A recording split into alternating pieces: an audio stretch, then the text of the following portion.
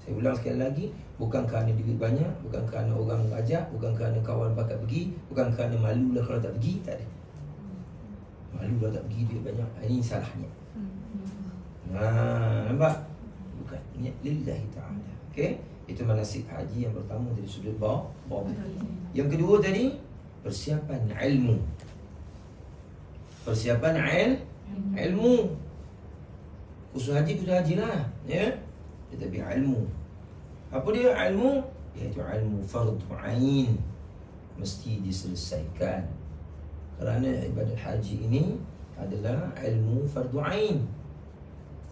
Ilmu fiqh, ada batal, ada syarat sah, ada rukun, ada wajib, kan? Kena tahu lah ke?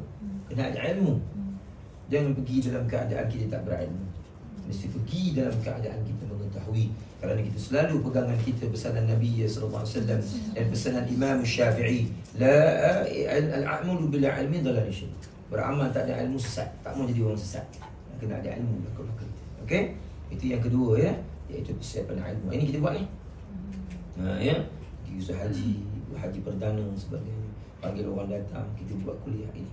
Saya di sini bukanlah memberikan kursus haji dia. Kursus haji bagi ke orang-orang yang buat kursus haji. Para dia panggil apa tu? Yang tak buat haji apa semua tu kan dia buat. Saya di sini adalah untuk membincangkan tentang manasik yang batin. Yang batin. Macam mana hati kita nak bersih dan sebagainya. Okey? Baik, itu ilmu ya. Ketiga, iaitu membersihkan hati. Kena bersih hati.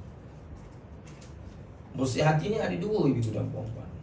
Satu, bersihkan hati dengan Tuhan. Yang kedua, bersihkan hati dengan makhluk Tuhan. Pertama, bersihkan hati dengan Tuhan, yakni dengan apa dia? Taubat.